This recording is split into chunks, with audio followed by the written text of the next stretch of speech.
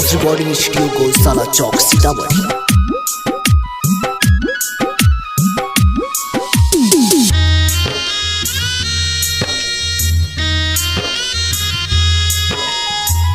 एक बार न पूछलू जियत हो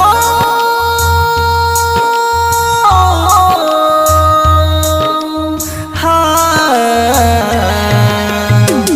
एक बार न पूछलू जियत बानी कौन हाल में।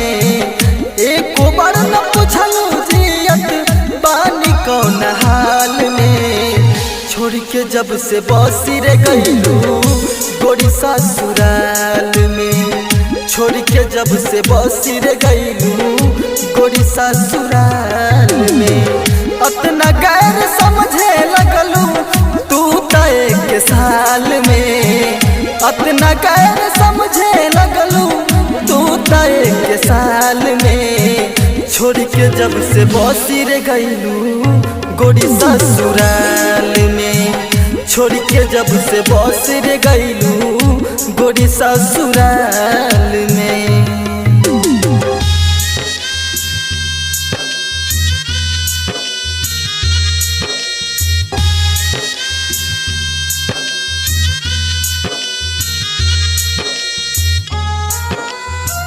Music by Ravinder Singh.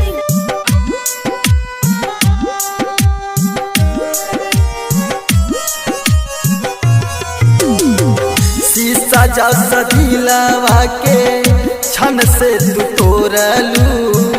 ऐसन मजधार मिला के हमरा के छोड़लू।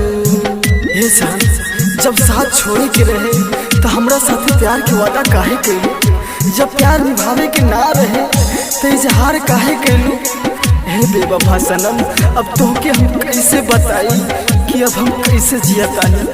एक बार तू हमके बता के जा आखिर कौन मजबूरी रहे कि तू हमके छोड़ के चल गई।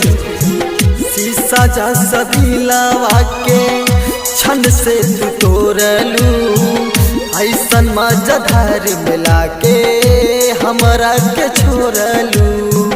अजनबी के फोटो टंगलू हो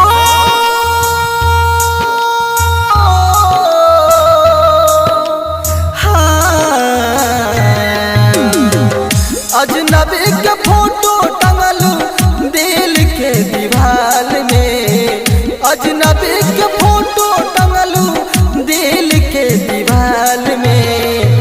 छोड़ के जब से बसी रे गईलू गोरी ससुराल में। छोड़ के जब से बसी रे गईलू गोरी ससुराल में।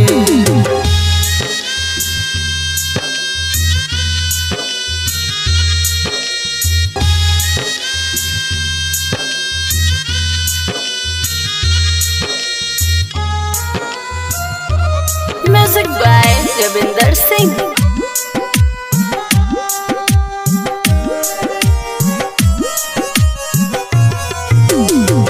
सपना जे सजवले रहू दिलवा के बाग में। पल में जराई दिहलू फेरा वाला आग में। हे बचपन से तोहके चाहनी एगो पगला की तरह तो से प्यार के फिर काहे भूल गेलू।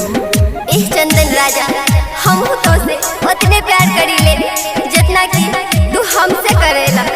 लेकिन का करी कुछ ऐसा नहीं मजबूरी रहे जगड़ा खातिर हमके शादी करे पड़ल। हमके भूल जा। सपना जे सजवले रहू दिलवा के बाग में। पल में जराई दिहलू फेरा वाला आग में। चंदन के छोड़ के गईलू हो